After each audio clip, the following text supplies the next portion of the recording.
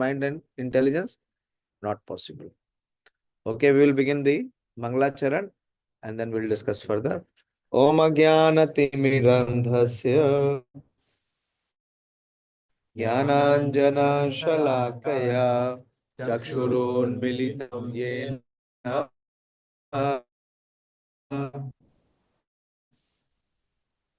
Tasmai Shri Gurave Namah Shri Chaitanya Manobena Bhuyam Dadati Swapadantikam Vandeham Shri Guru Shri Yuta Padakamalam Shri Gurun Vaishnavancha Shri Rupam Sagrajatam Sahagana Raghunathanvitam Tam Sadivam Sadvaitam Savadutam Parijana Sahitam Krishna Chaitanya Devam Shri Radha Krishna Padan Sahagan Lalita Shri Vishakhan Vitamscha He Krishna Karuna Sindhu Dinabandhu Jagatpate Gopesha Gopika Kanta Radha Kanta Namostute Tapta Kanchana Gaurangi Radhe Vrindavaneshwari Vrishabhanu Sute Devi Pranamami Hari Priye Vancha Kalpatarubhyasya Kripa Sindhu Bhayeva Patitanam Pavanebhyo Vaishnavebhyo Namo Namah Jai Shri Krishna Chaitanya Prabhu Nityananda Shri Advaita Gadadhar Shivasadi Gaura Bhakta Vrinda Hare Krishna Krishna Krishna Hare Hare Hare Ram Ram Ram Hare Hare Namo Vishnu Padaya Krishna Prestaya Bhutale Srimate Bhakti Vedanta Swaminiti Namine Namaste Saraswate Deve Gauravani Pracharine Nirvishesha Shunyavadi Paschatya Deshatarine. Hare Krishna. So the first two sections we have covered in the first 8 verses. The first 2 verses, Arjuna is inquiring on 8 questions. And in the next 2 verses, Krishna is explaining the first 7 questions. And then later he is explaining the 8th question, which is, how do you know you at the time of death? So Krishna spoke about it, but not to remember Krishna at the time of death. In the 8th verse, we discussed the 8th verse last time? No. We have discussed till 7th.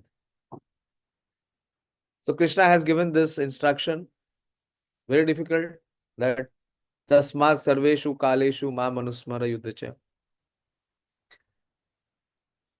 Normally what we do, like we are still sitting here, but is our mind 100% present here? No. It keeps going where? What is the tendency of the mind, where the mind drags us?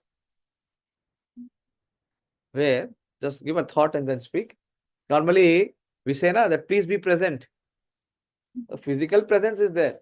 What is absent? Mind is absent. Because the mind has a tendency to wander. It is very fickle. It is very unstable. Where normally the mind floats? Where the mind goes? Okay. Where the desires go. Okay. Whatever we think whole day. So what do we think whole day? That is it. What is the core of our thought? Where does that thought lead us? Think normally. This happens to you every day in and day out. Attachment. Yes. Our mind only takes us, drags us to those directions where we have attachment, or where we have affection, or where we have some inclination, not to elsewhere. Does it take us to West Indies? No. Unless and until there is someone known there, or We have some interest there. So naturally, our mind goes where our attachment is. So Krishna is saying this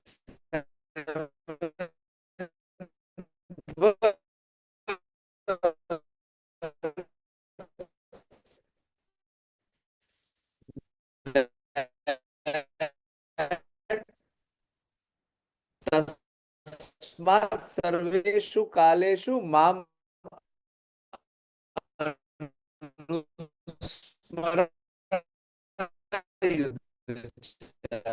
that every time your mind should remain connected to me. Very difficult. How can the mind remain connected to you? That means one has such absorption in Krishna. One has such affect. Proceed further. How to begin the practice of remembering me at the time of death. So Krishna gives the recommendation in the 8th verse. Shri Radha Parsarthi Bhagwan ki jai. Very beautiful verse. This is the verse for all of us, for all the practitioners. 7th verse is for those who are perfected. We've already perfected. For them, there is no problem. But for those who have not perfected, what we have to do? Practice. So how one has to practice? That Krishna gives here.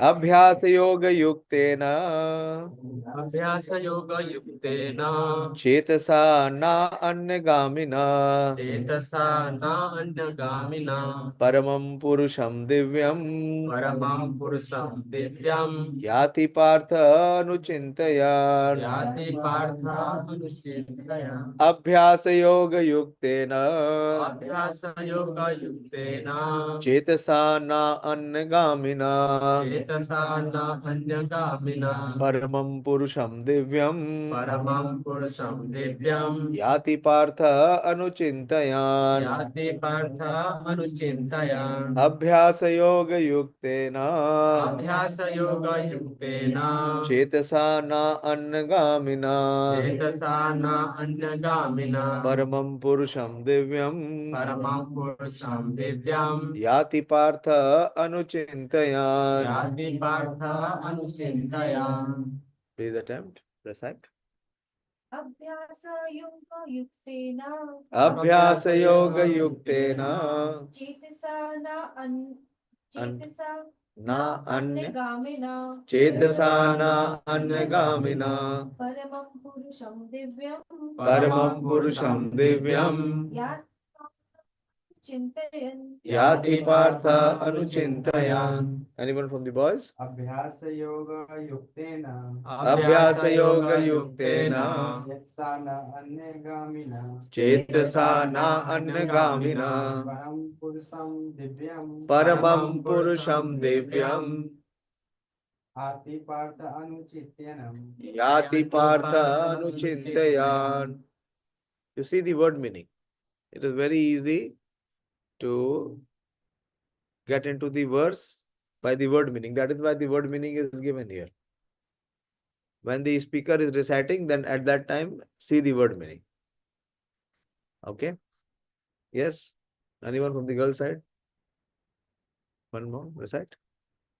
अभ्यास योग युक्तेन अभ्यास योग युक्तेन चेतसा न अन्यगामिना चेतसा न अन्यगामिना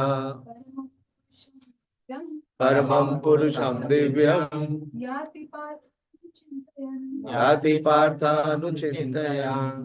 Like to recite? Try. अभ्यास योग युक्तेन अभ्यास योग युक्तेन चेतसा न अन्यगामिना परम पुरुषं दिव्यं परमं पुरुषं दिव्यं याति Partha अनुचिन्तयान्. So Krishna is saying that if you are not able to focus your mind and intelligence in me, in today's day, the most difficult thing is to keep focus. Every moment we are distracted. So then Krishna is saying that what one has to do, one has to practice. Abhyasa. And what is this abhyasa for? For yoga. Yoga means connection or communion. So another name for bhakti yoga is also known as abhyasa yoga. What do we do if we have to achieve success or perfection? We have to practice. So Krishna is suggesting here that abhyasa yoga yuktena. And what is that practice? Is the practice of trying to bring the mind back on the object. With the object is the Supreme Lord Krishna. So this trying to bring the mind back and focusing one's attention on Krishna, that is Krishna consciousness. Prabhupada says the art of concentrating one's mind on Krishna is consciousness. But one has to practice. Practice means one has to make effort. Cheshta. Cheshta means endeavor. Then chetasa na anyagamina. Chetasa means one's mind and intelligence or one's consciousness. So what is the meaning of distraction? Where you are trying to focus, the mind drags you away from there. What is the purpose of this yoga, abhyasa yoga? Is chetasa na anyagamina. Not to allow the mind to wander freely. That means what? That you control the mind by the process of meditation. By the process of meditation. Yoga yuktena. Or yoga balena. It will come later. And where one has to focus? Krishna says, Paramam Purusham, on the Supreme Lord. Who is Divyam? Divyam means he is transcendental. And in this way, Yati Partha Anuchintayan. Partha is Arjuna. And Anuchintayan is to follow. If one is not able to voluntarily concentrate on Krishna, then Krishna is giving the process. And he's saying that if one follows the process, he will be able to control the mind to meditate. He who meditates on me, look at, okay, you understood the verse? To some extent, what Krishna is speaking here. So he is giving the step down process. That if you are naturally not at that level where you are lover of Krishna, then what you have to do? You have to practice the process. And what is the practice? Is the process of meditation. So this section that we will discuss from 9 till 13 is called Yoga Mishra Bhakti. Before that, what we were discussing? We were discussing Shuddha Bhakti. Shuddha Bhakti means that there is no alloy. You understand alloy? Alloy means that there is some mixture. Yeah, there is some mixture. When one is pure in heart, when there is no contamination, that soul can naturally think of Krishna. But if there is contamination, then it is very difficult to think of Krishna. So then Krishna is giving this meditative process. It's called Yoga Mishra. What is the Mishran? What is the alloy here? The process of meditation. It is called Yoga Balena. Okay, so he who meditates on me, the Supreme Personality of Godhead, his mind constantly engaged in remembering me, undeviated from the path. He, O Partha, is sure to reach me. So one has to practice this process of bringing the mind back. The tendency of the mind is to wander. Krishna has already explained the characteristic of the mind in the 6th chapter. Anyone remembers? Yato yato nischalati manas chanchala asthiram. It is 6 points.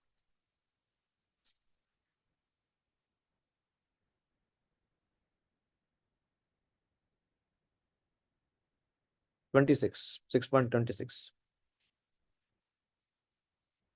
See the reference, 6.26. You'll be able to find out, you help him. He has come for the first time. Why don't you help him? So this is the characteristic of the mind. That is why if you study Bhagavad Gita, then you can really actually come to know that what is the movement of mind and how mind betrays us. Yato yato nischalati manas chanchala asthiram. So this is the quality of the mind. It is chanchala. That means it is always flickering. And it is asthiram. That means it is unsteady. Then what one has to do, the practitioner, what he has to do? Tato tatas niyamam eta atmani eva vasham ne. So one must certainly withdraw it from where it is, absorbed, and bring it back under the control of the self.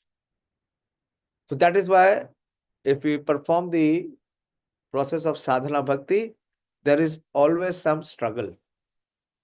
What is the struggle? The struggle is the uncontrolled mind. Because we are trying to bring the mind under our control. And what the mind is constantly trying to keep us under his control. Yeah.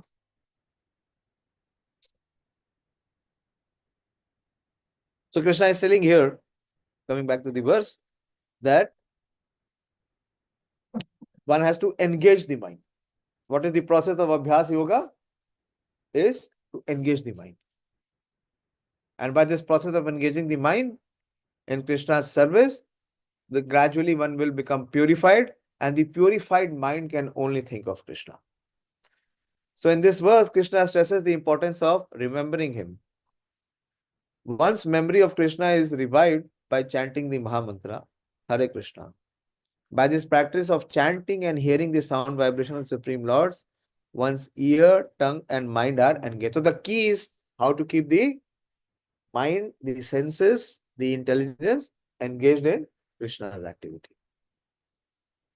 How do we act? We act through our senses. So if we keep our senses engaged in Krishna's activity, then there is all possibility that we can become Krishna conscious. And to the extent we become Krishna conscious, to that extent we can easily remember Krishna. Otherwise, artificially it is not possible.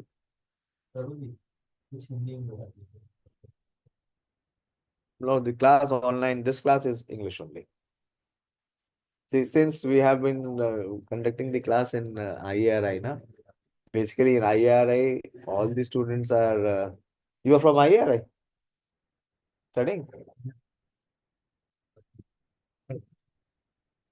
कोई बात नहीं, समझ में आएगा. You see, many of my students were not very good at English.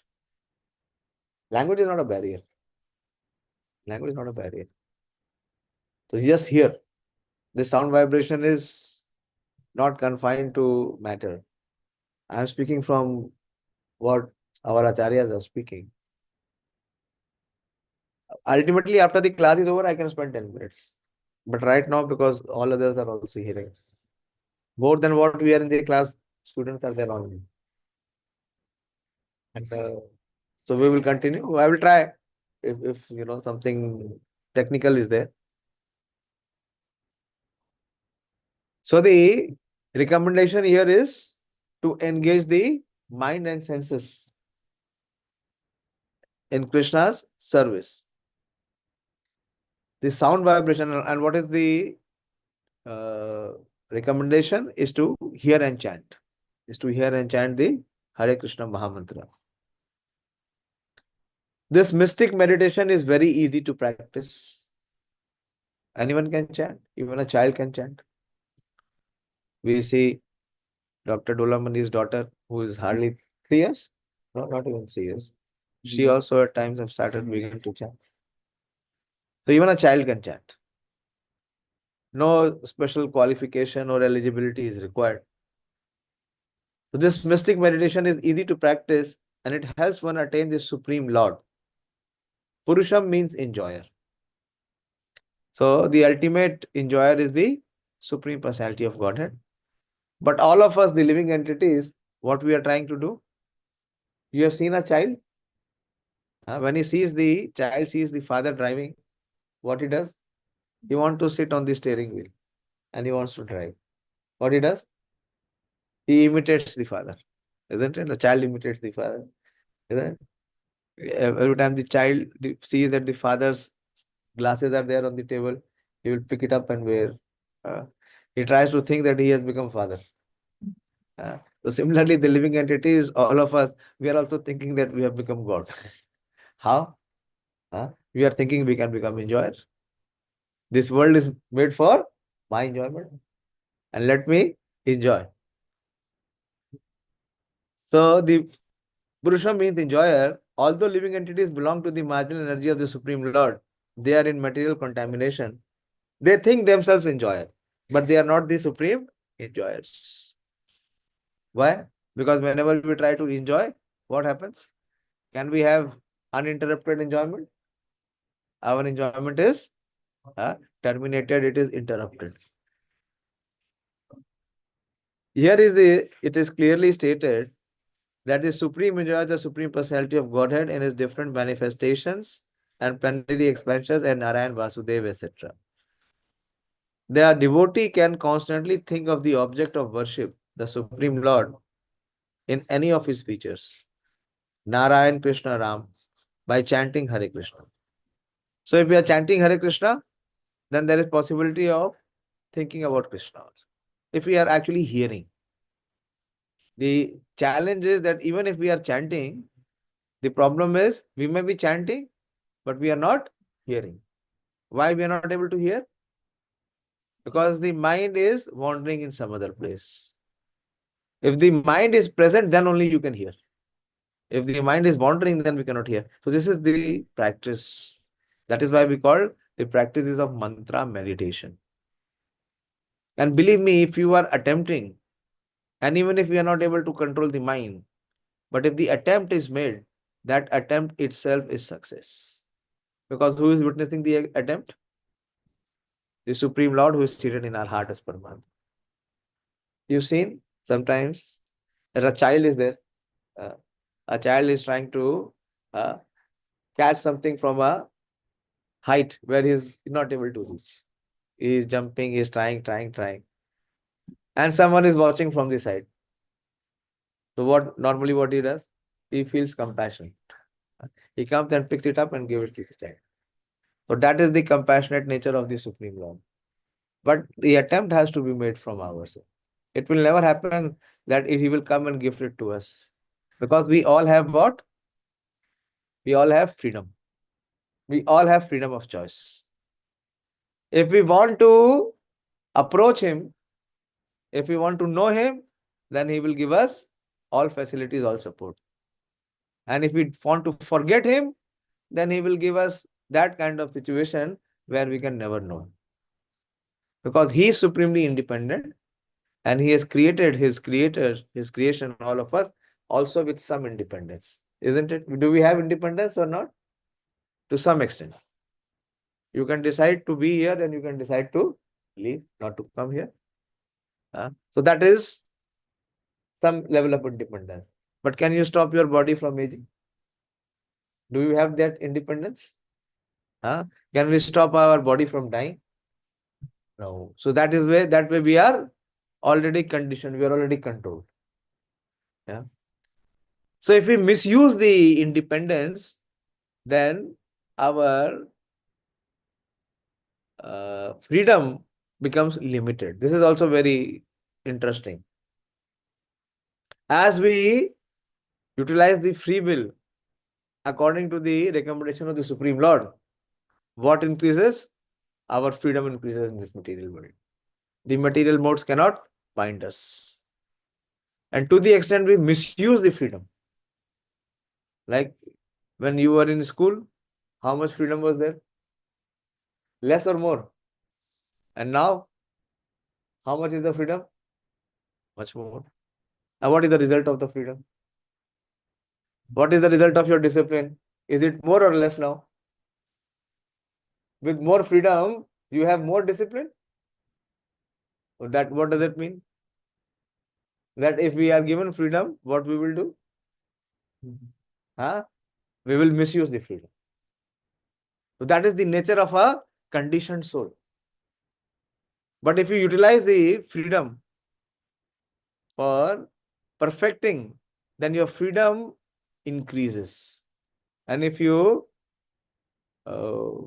misutilize it, then your freedom contracts. So in the material contamination, they think themselves an enjoyer, but they are not the supreme enjoyer. Here it is clearly stated that the supreme enjoyer is okay, I have done this, okay.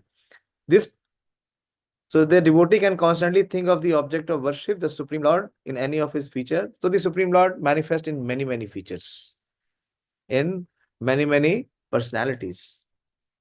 So whoever is inspired by whatever form of the Lord, he can make the Lord the object of his worship.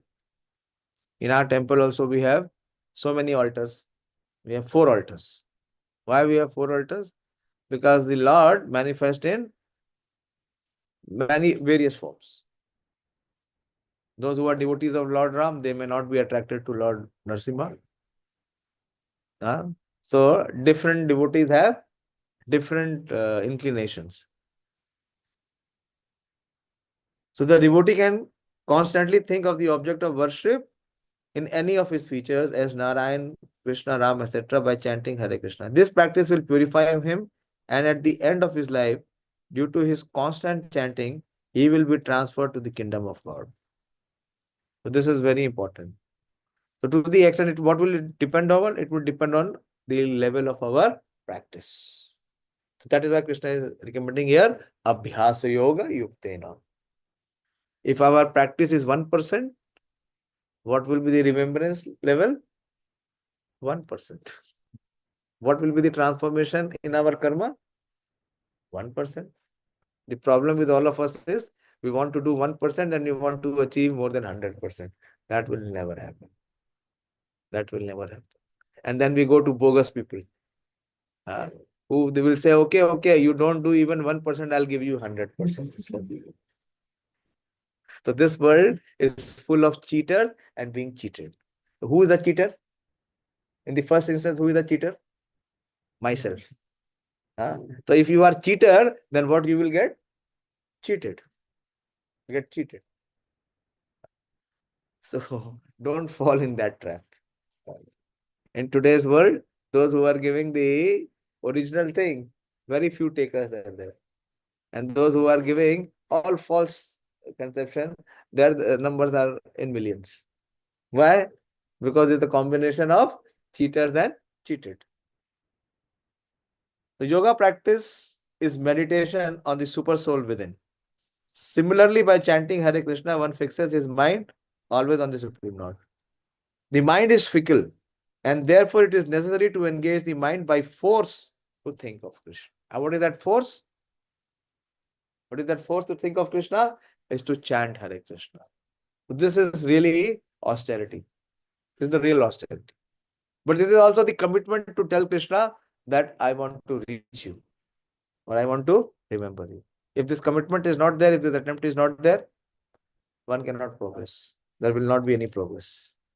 One example often given is that of the caterpillar that thinks of becoming a butterfly and so is transformed into a butterfly in the same life. You all know? From caterpillar to butterfly. Have you seen caterpillar?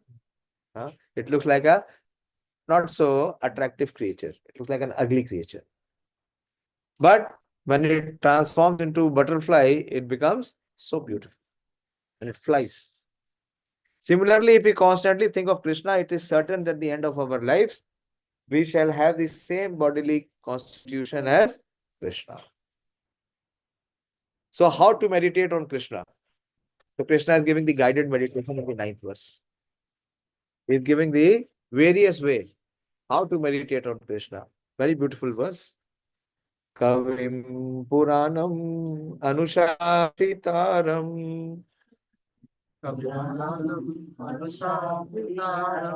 Anor Aniya Amsa Anusmaredeya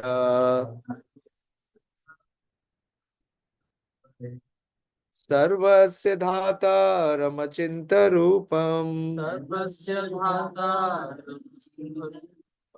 आदित्यवर्णं तमसा परस्तात् आदित्यवर्णं तमसा परस्तात् कविं पुराणम् अनुशासितारम् कविं पुराणम् अनुशासितारम् अनोर अनियार अंसाम अनुस्मरेदया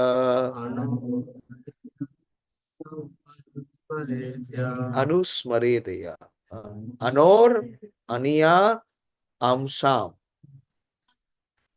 अनिया अंसाम अनुस्मरेदया सर्वस्य चिंत रूपम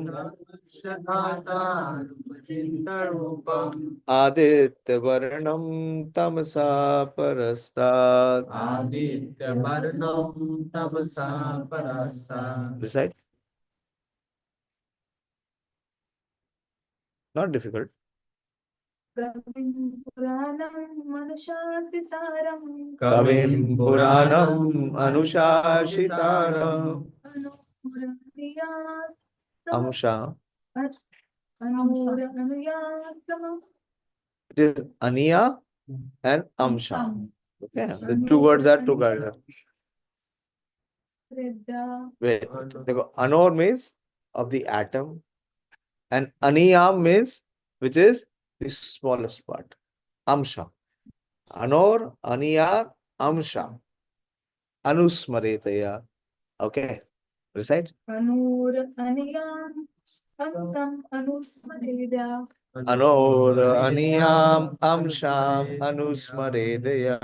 सर्वस्य दातारमञ्चित्तरूपम् सर्वस्य धातारमचिन्तरूपम् आदित्यवर्णं तमसा परस्तात् आदित्यवर्णं तमसा परस्तात्.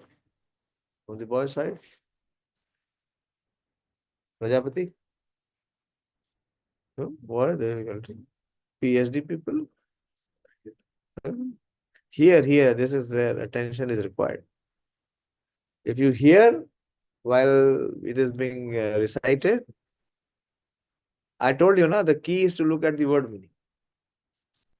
If you look at the word meaning, then this fear that we have in the heart that we cannot recite will be settled for once and all.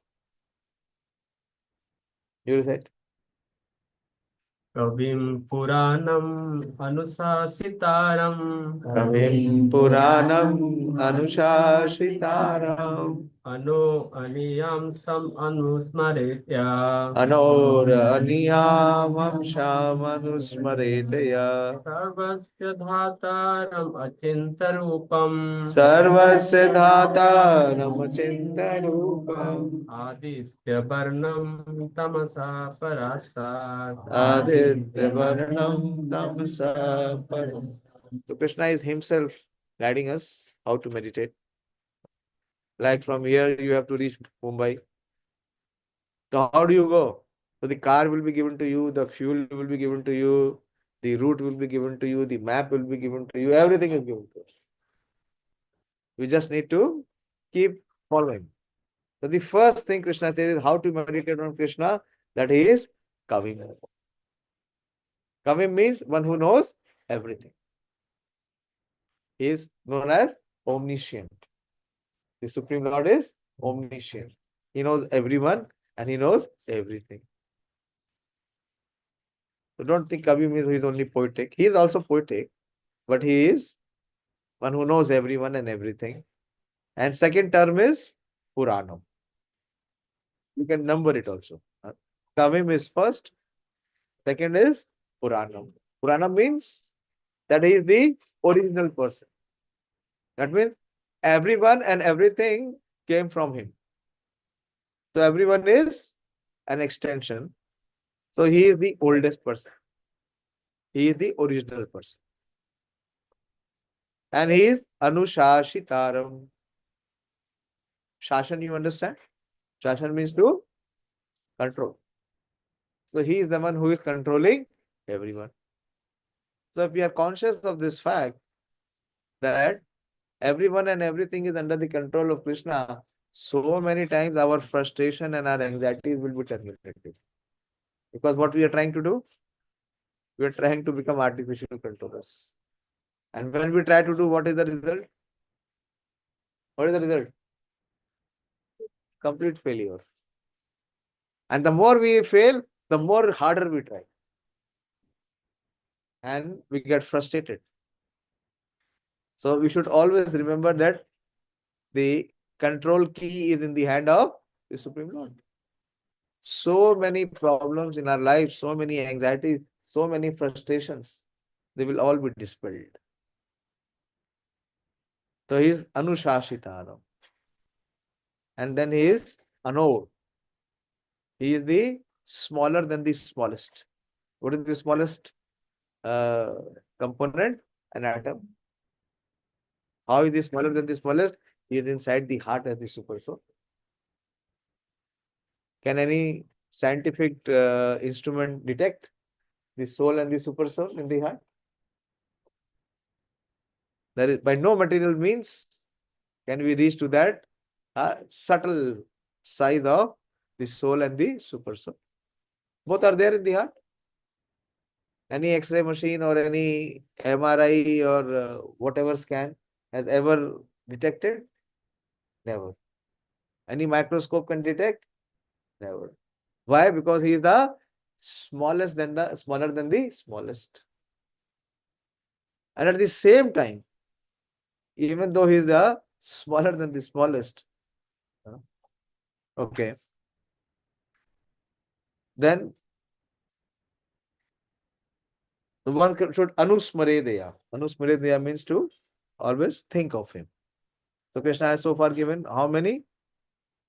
Four qualities. One is Kavim, second is Puranam, third is Anushashitaram, and fourth is Anor. Anor Aniya. He is the smaller than the smallest. Then he is Dhataram. Sarvasya Dhataram. Dhataram means who is maintainer. The entire creation is being maintained by the Supreme Lord. So he is saying Sarvasya. Don't think that only one or two are being maintained. There is no partiality on the part of the Supreme. Whether one accepts him as a Supreme or not, whether one is divine or demoniac, everyone is maintained by the Supreme. So he is Sarvasya Dhataram. And although he is maintaining everyone, he is Achintya. Achintya means he is inconceivable. Although he is present everywhere, can we see him? No. He is unconceivable. But even though he is unconceivable, he has a form, Rupam. And what is that form? It is transcendental. And again, we cannot see him by our material eyes. And what is the next quality? Is Aditya Varnam. Aditya means like the sun. Like the sun illuminates everything. So the Supreme Lord is as luminous like the sun. So how many qualities now? Seven. Hmm? Aditya Varnam is 7. Now, first is Kavim, second is Puranam, third is Anushashitaram, fourth is Ano Aniya, then fifth is Dhataram, then sixth is Achintya, seventh is Rupam. You are not marking properly. Eighth is Aditya Varnam. So how many? 8. And the final is Tamsa Parastat. That he is, Tamsa means darkness. So he removes the darkness and brings us to the transcendence. One should meditate upon the Supreme Person as one who knows everything. That is Kavim. One who is the oldest. What is the term? Pranam. Very good. Then, who is the controller? Anushashitaram. Who is smaller than the smallest? Anor Aniya. Who is the maintainer? What is the maintainer? Dhataram. Very good. Who is the maintainer of everything? Who is beyond all material conception? Achintya. Okay, who is inconceivable the same, and who is always a person. What is that? Rupa. Rupa. Because most of the time people have this misconception. Large number of practitioners, they have this misconception that the Supreme Lord has no form. No, the Supreme Lord has a personal form. And he is luminous like the sun, Aditya Varnam, and he is transcendental beyond this material nature, Tamasa Parastar. So the process of thinking of the Supreme is mentioned in this verse. Okay. So what one has to meditate? Not one has to meditate on void. One has to meditate on these 9 aspects of the Supreme Lord. This is called guided meditation. Like when you are all studying, you are doing PhD, so you have a curriculum, right? And you have a syllabus. And you don't study anything and everything. You study according to what the syllabus is. Then you can achieve perfection in your class. It's not that you decide that what you will study. Then you cannot pass. Then you cannot perfect. So Krishna is telling in this process of Yoga Mishra Bhakti, where one has to meditate and concentrate his mind on these 9 features of the Lord. The process of thinking of the Supreme is mentioned in this verse. The foremost point is that he is not impersonal. He has a form. One time, one of our senior devotee, one sannyasi, was traveling. He was traveling to Gulf country. And it so happened that the co-passenger in the flight happened to be a Muslim clerk. So for some time they were quiet. But then, Maharaj opened him up. And while they were having a conversation, the Maharaj asked that, you people also believe in prayers? He said, of course, we pray 5 times a day. Well, when you are praying, then you are calling Allah. He said, yes. Then Maharaj asked, do you believe that Allah hears your prayers? Well, of course. Allah hears our prayers. So that means if he hears your prayers, then he must have the ear. If one does not have an ear, how can he hear? So he said, yes, he has the ear. Then Maharaj made him accept that if he has the ear, that means he has the form. And this clergyman, he accepted, but he said that I cannot officially confirm this. I cannot officially confirm this. Why? Because my scripture does not allow me this. What is the point of praying? In any religion, is there not a concept of praying? In Bible, what do we pray? O Father, thou art in heaven, hallowed be thy name, thine kingdom come, thine shall be done. Give us this day our daily bread. So whom are we praying to? To the Supreme Lord. And if he has no form, will he hear? And if he has no form, how will he give? This basic, simple understanding which refutes the conception of being formless is not understood by people. So this is the magic of Kali Yuga. This is the magic of Kali Yuga. So Prabhupada is expressing this foremost point that he is not impersonal or void. One cannot meditate on something impersonal or void. If I tell you to meditate something on void, where the mind will go? Everywhere. Everywhere. Then can you drag the mind back to come and meditate on void? No. This is very difficult. The process of thinking of Krishna, however, is very easy and is factually stated herein. First of all, the Lord is Purusha, a person. We think of the person Ram and the person Krishna. And whether one thinks of Ram or Krishna, what he is like is described in this verse of Bhagavad Gita. The Lord is Kavi. That is, he knows past, present, and future, and therefore knows everything. So the conditioned soul, what he does, like what we are in this body, we remember till the time we exist in this body. Do we remember anything of our past body? Do we know anything of our future body? As soon as we change the body, our memory of the past life is completely erased. But that is not the case with the Supreme Lord. Because the Supreme Lord does not change his body. His body is spiritual, transcendental. That Krishna has already spoken. Where did he speak? Which verse of Bhagavad Gita did he speak that? Seventh chapter. Huh? Seventh chapter. 7th chapter. Oh, Gita, Raju. that is also there. That is also there. Where Krishna has spoken that I remember all my past births, but you do not remember.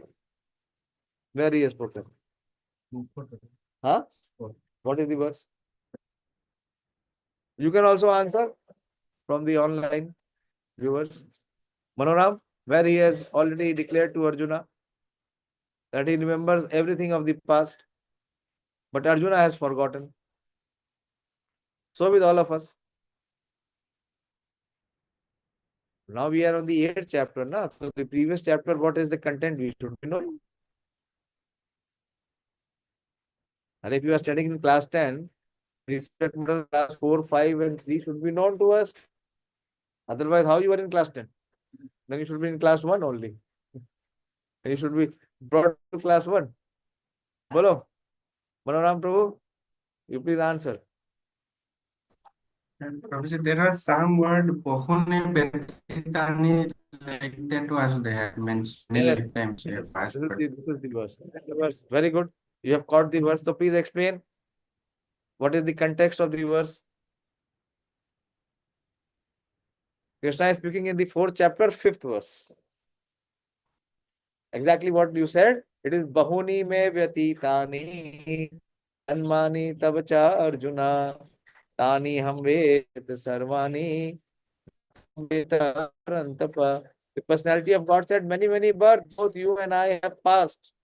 I can remember all of them, but you cannot, O subduer of enemy. This is the difference between the Supreme Lord and the individual soul. That individual soul is subject to forgetful. You forget. Even we forget. If I ask you, today is which date?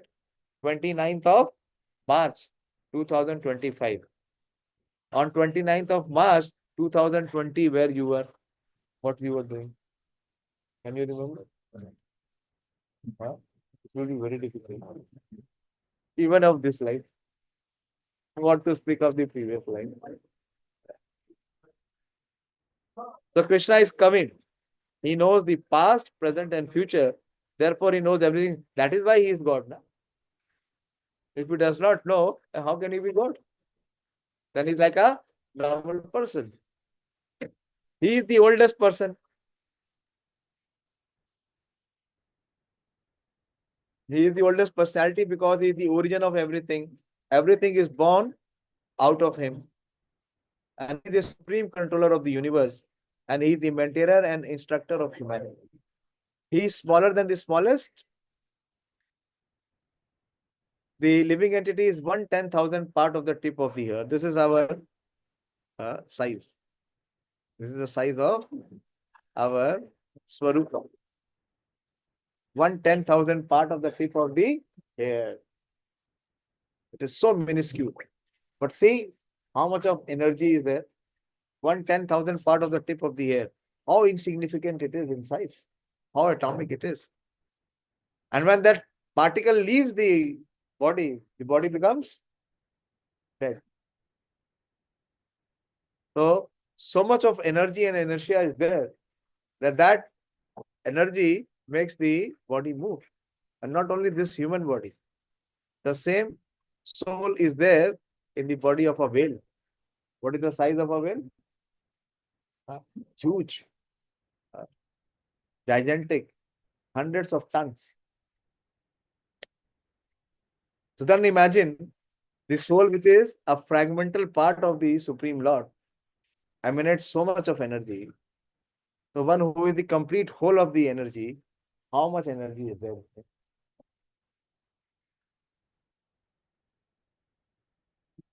But the Lord is so inconceivably small that he enters into the heart of this particle. Therefore, he is called the smaller than the smallest. The size of the soul is 1/10,000 part of the tip of the hair, but the Supreme Lord takes the form of the super soul and he enters into the heart of the soul. So he even becomes even more minute. That is why he is smaller than the smallest. He can enter into an atom and into the heart of the smallest and control him as the super soul. Although so small, he is still all pervading and is maintaining everything. By him, all these planetary systems are sustained. We see the planetary system. How many planets are floating in the universe? How many? Infinite. Infinite planets are floating. How they are able to float? If we have to make one aeroplane float from India to America, what we need? We need a pilot. We also need a co-pilot. We also need so much of fuel. And what will be the result? They will fly from here and they will reach there. Once they will land there, again the refueling is required. What about these planets which are floating? Who is providing fuel? Who is providing? Is any person providing fuel? And at what pace they are floating? And what is the size? What is the size of the planet that they are floating? So how is it floating? When we will come in the 15th chapter, Krishna will explain. Gamavishya cha bhutani dharayami aham ojasa. That I enter into each of the orbit. And I make them rotate in their axis. So that energy is home from the Supreme Lord. By him, all these planetary systems are sustained. We often wonder how these big planets are floating in the air. It is stated here that the Supreme Lord, by his inconceivable energy, is sustaining all these big planets and systems of galaxies. The word Achintya, you should use so many mosquitoes here. No, this is not sufficient. Not sufficient. So the word Achintya, inconceivable, is very significant in this connection. God's energy is beyond our conceptions. Has anyone found from where the energy is coming in the body? The only known fact is it is coming from the heart. Is there any device in the heart which is pumping the blood constantly? What is that device? Soul. And when the soul leaves, can the blood be circulated? No. So how much energy is there in the soul? Till the time the person exists in that body, for say 50 years, 70 years, or 100 years, the energy is never exhausted. Is it ever exhausted? So by any man-made resource, it is not possible. Where this energy is coming? Because the soul is the fragmented part of the Supreme Lord. The Prabhupada is saying that it is stated here that the Supreme Lord, by his inconceivable energy, is sustaining all this big plan. Okay, Achintya is very significant. God energy is beyond our conceptions, beyond our thinking jurisdiction, and therefore it is called inconceivable Achintya. Who can argue this point? He pervades this material world and yet is beyond it. We cannot comprehend even this material world, which is insignificant compared to the spiritual world. So how can we comprehend what is beyond? Achintya means that which is beyond this material world. That is, which our argument, logic, and philosophical speculation cannot touch. And that which is inconceivable.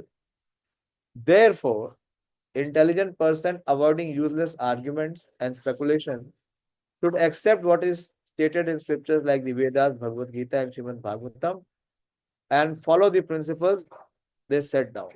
This will lead one to understanding. When we follow, and as we practice, as Krishna is saying, then gradually what will come? Purification will come. Purification of what? Of our mind and intelligence. And to the extent we get the mind and intelligence purified, that means they become spiritualized, then this subject matter can be understood. Otherwise, it remains what? Inconceivable. Achintya. That is why the mystery of the soul, no one in the world will ever be able to solve it. So far in history, no one has been able to solve it. No one in the future will ever be able to solve it. There's no possibility for anyone. Why? Because unless and until one becomes a follower, there's of course one who is spiritually perfected. He knows he's a tattva. Okay, so should I take the next verse or you have some questions? Let us discuss. I have 10 minutes to 9. Better is that we discuss. Otherwise, the conception will remain in the book and our conception will remain in our mind and we will be always poles apart and we will continue the life that we have been continuing. Nothing will change. So what we have learned in these 2 verses, Krishna is saying that even if though you are not at the stage of offering your mind and intelligence to me, what you have to practice? You have to practice the process of meditation. And what is the process of meditation? How to meditate and on whom to meditate? Krishna is giving this 9 points. How to meditate. Okay. So if there is any question or doubt, so please ask.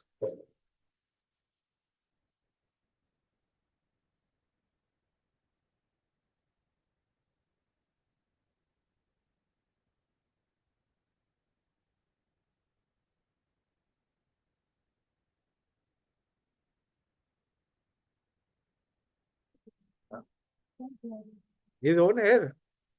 Yeah. His own hair. Now see, the hair is one of the most, small in terms of thickness. The hair is what? The lightest part.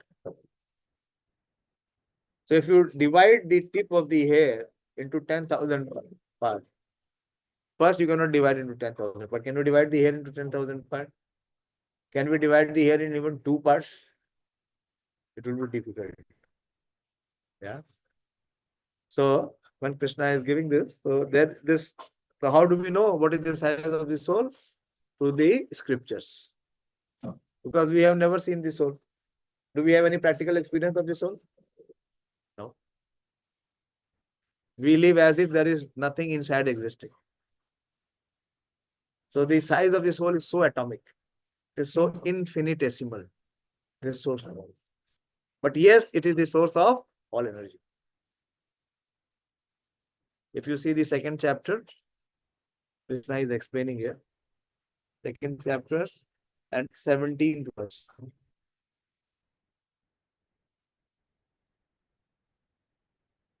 Yeah, 2nd chapter, 17th verse. Prabhupada is giving references on what basis it is being said that it is of the tip of the. You have opened?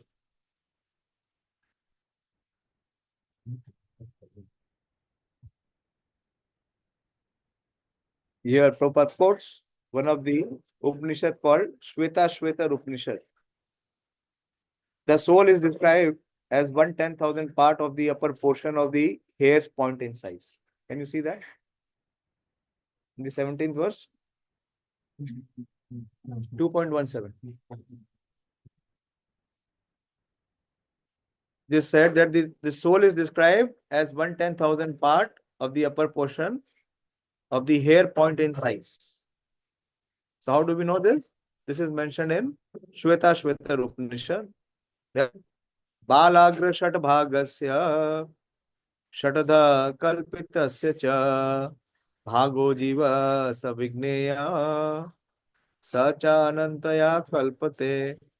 When the upper portion of the hair is divided into 100 parts, and again each of such parts is further divided into 100 parts, such part is the measurement of the dimension of the spirit soul. Similarly, the same version is stated. Prabhupada gives another evidence. So many evidences are there in Vedic scriptures.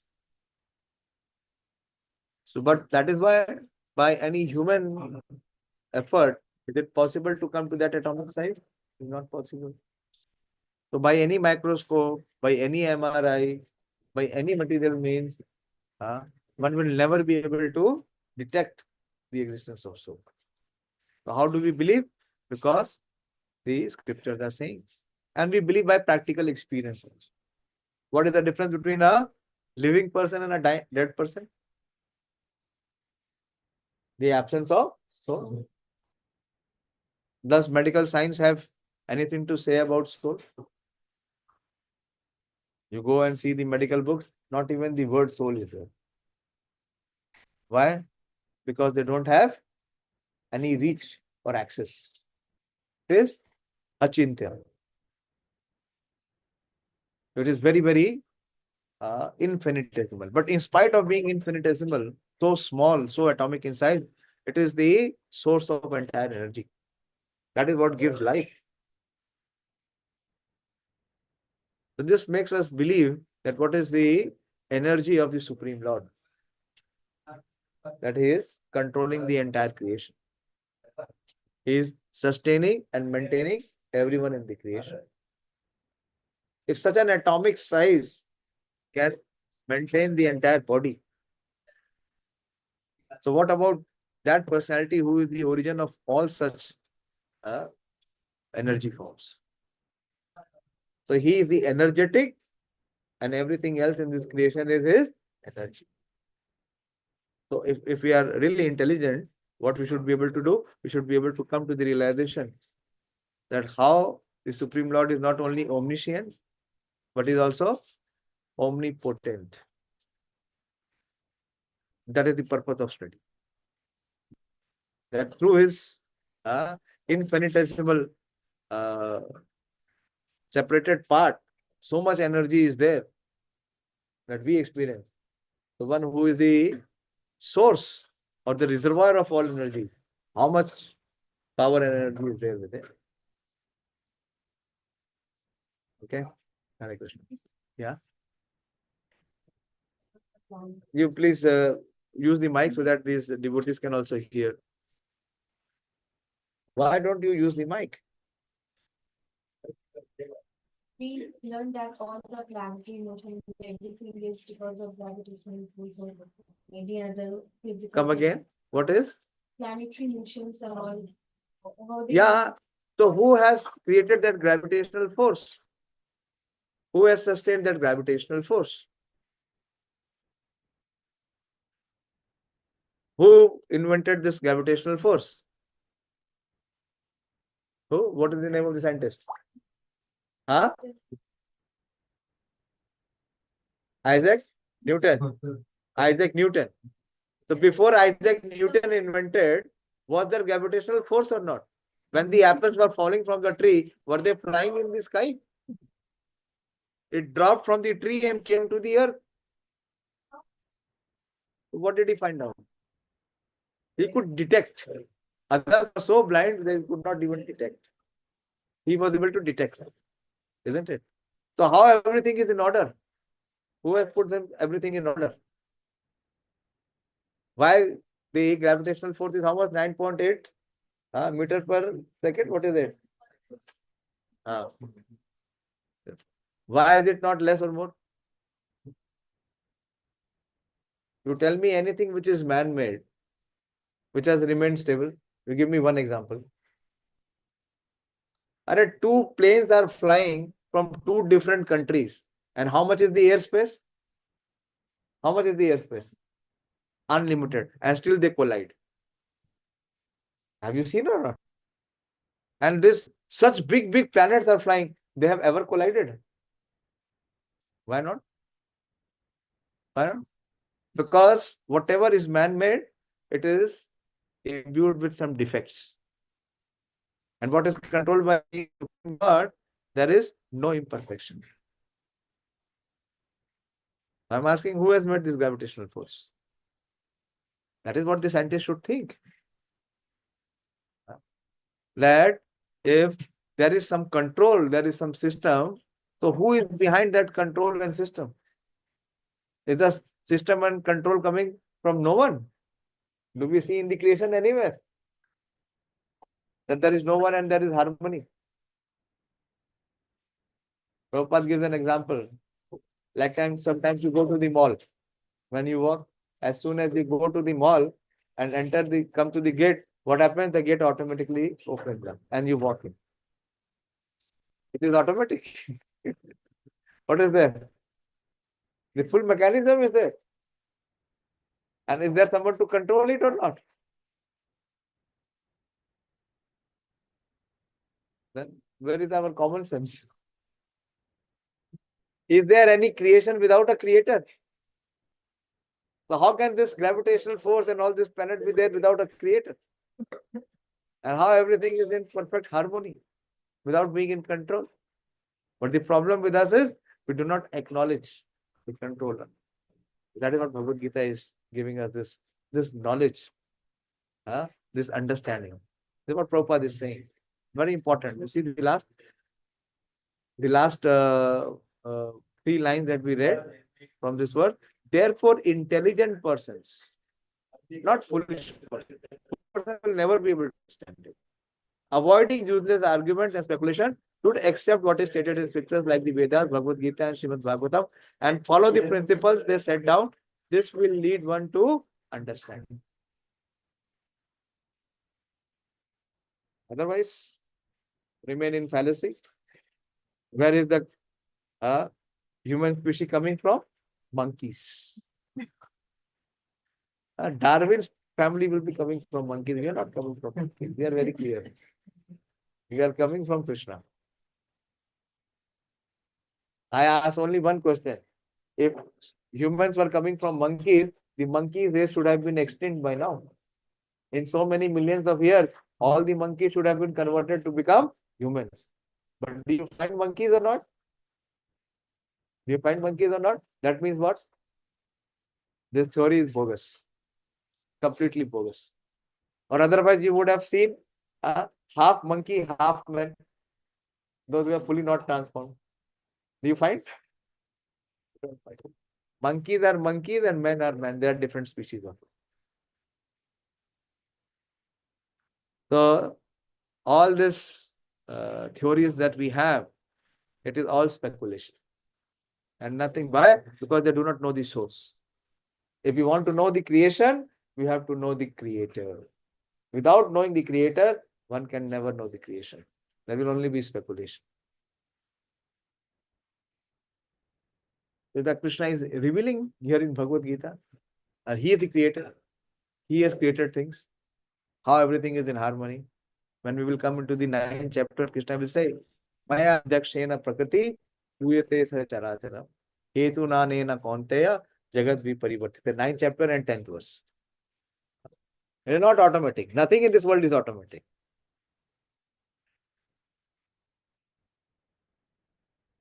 Read the translation. Read in the microphone. This material nature, which is one of my energy, is working under my direction. Yes. This entire cosmic manifestation is working under Krishna's direction. Who son of Kunti, producing all moving and non-moving beings. Under its rules, this manifestation is created and annihilated again and again.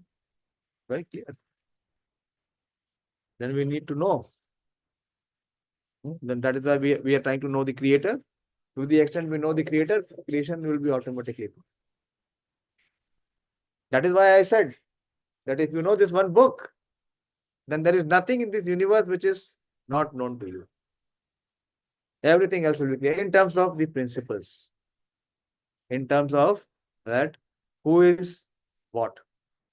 We will understand who we are. We will understand who the Supreme Lord is. We will understand this material creation and what is our connection with the Supreme Lord also, and what is our connection with the material creation. This is which knowledge is above this knowledge, tell me. And who has this knowledge? There is so much of ignorance that we do not know who we are. We are considering ourselves to be the body. Body is constantly changing. It is taking birth and dying. We are thinking, we are connecting ourselves with mind and intelligence. Mind and intelligence is always what? It is always unstable. It is always shifting. Bhagavad Gita gives us the real identity. And it gives us the real knowledge. so that the ignorance is removed. That is what Krishna says, Aditya Varnam and Tamsa Parasta. Aditya Varnam means illumination. When there is illumination, then there is no darkness. So kindly take it seriously. Don't take it casually. If we can, receive this knowledge, then everything else, it is already encompassing everything else. But what we have to do, Abhyasa Yoga Yuktena. We have to practice the process. Otherwise, it will not come. Like you have seen, you have heard that golden hen conception. He wants to only have the golden egg and does not want to feed. Now what happened? The hen died. This is what we want always. We don't want to feed. We don't want to practice. But we want to receive the knowledge. It will never come. Because Krishna is recommending. The process to receive this knowledge is Abhyasa Yoga Yuktena. We discussed today. So to the extent we practice and we commit, to that extent Krishna will enable us. Thank you very much. Srimad Bhagavad Gita ki jai. Anyone from the online side? If there is any question, no one raised the hand. Any one of you has question? So this is for Yog Mishra. Yog Mishra means those who are not in pure devotional service. For them, Krishna is giving this 9 guided ways of meditation. So please be clear on this. Not that from tomorrow you shift your focus. Hare Krishna.